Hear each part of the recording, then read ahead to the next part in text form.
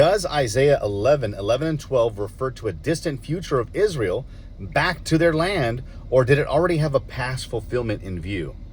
This is the question that Gary DeMar asked in his book, Prophecy Wars. If you haven't studied eschatology in a little bit and you haven't bought a book on it, please get this book. Prophecy Wars by Gary DeMar. One of the best books out there. Not that expensive at all. You can go to AmericanVision.org and look for it in the books section. So that's the question.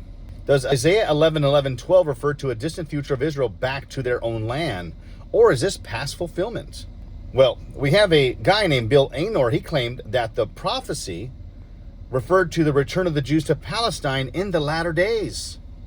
Let me just let you know right now, this prophecy was fulfilled when the people of Israel returned to their land, rebuilt the temple, and reestablished the priesthood and their sacrificial system after their 70-year exile. So, let's not forget that. And then we got to ask, why does Bill Ahnor skip over this history and claim that the prophecies regarding Israel's return to the land were only fulfilled in the 20th century? Especially in 1948. Why does he assume that? Israel became a nation again after Isaiah's prophecy when the Jews returned to the land as God had promised that he would after 70 years. Daniel chapter 9, 1 and 2. 2 Chronicles 36, 21 through 22. Ezra 1, 1 through 4. Jeremiah 25, 11 through 12. Jeremiah 29 and 10. Zechariah 7 and 5.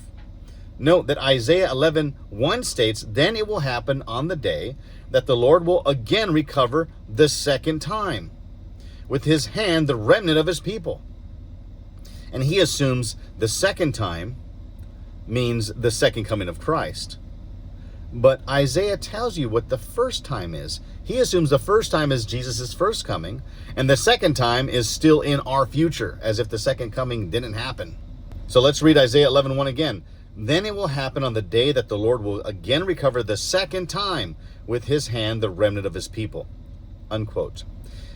If what was revealed to Isaiah was the second time, then when was the first time? Ahnor and other futurists argue that the first time was when the Jews returned after the captivity, and the second time is when Israel became a nation in 1948. Isaiah tells us in the same chapter something about the first time. "And there will be a highway from Assyria for the remnant of his people who will be left, just as there was for Israel in the day that they came up out of the land of Egypt." That's Isaiah 11:16. Same chapter, same context. So the first time was in the day that they came up out of the land of Egypt.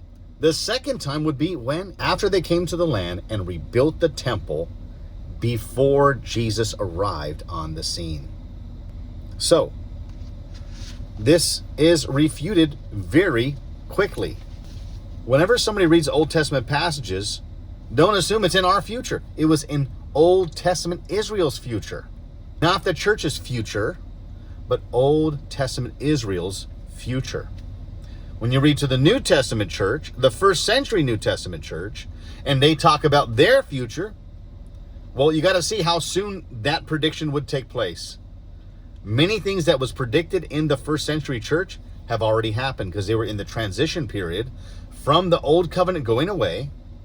So God gave them a space of 40 years to repent, to accept their Messiah, to hear the gospel, to repent and turn from their sins and accept the King and the God of Israel. But they did not. So that 40-year grace period time was when the first century church was persecuted all over the Roman Empire by the Jews. And guess what?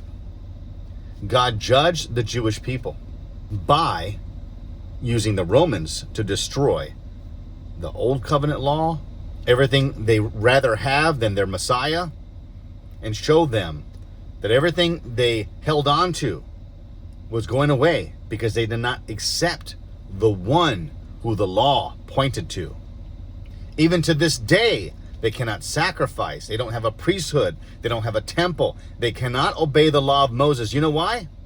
because everything is gone. Everything they stood for was wiped out. They loved the law so much they forgot who the law was pointing to. That law was pointing to Jesus, the Christ.